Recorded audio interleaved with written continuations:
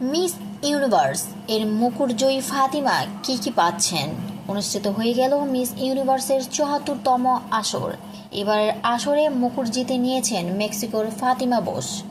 শুক্রবার সকালে থাইল্যান্ডের ব্যাংককে চূড়ান্ত পর্বে তার নাম ঘোষণা করা হয়।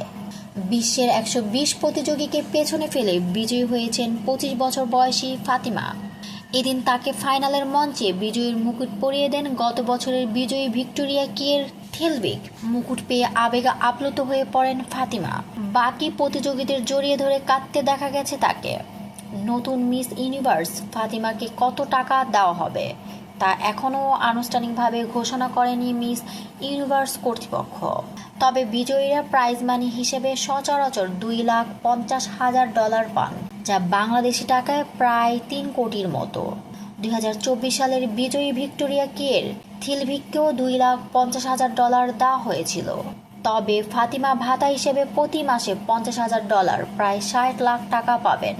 অর্থটি ভ্রমণসহ নানা কাজে ব্যবহার করতে পারবেন। তিনি যে মুকুটটি পেয়েছেন সেটির মূল্য $50 লাখ, ৬১ কোটি টাকার মতো। নগদ অর্থের বাইরে নিউ ইয়র্ক সিটিতে একটি বিলাসবহুল অ্যাপার্টমেন্টও পাবেন ফাতিমা। ফাতিমার জন্ম মেক্সিকোর তাবাস্কো অঙ্গরাজ্যের সান্তিয়াগো দে তেয়াপায়। তিনি মেক্সিকোতে ফ্যাশন ডিজাইন নিয়ে পড়াশোনা করেছেন। ২০২৫ সালের সেপ্টেম্বরে তাবাস্কো থেকে প্রথম নারী হিসেবে মিস ইউনিভার্সে মেক্সিকো খেতাব জেতেন।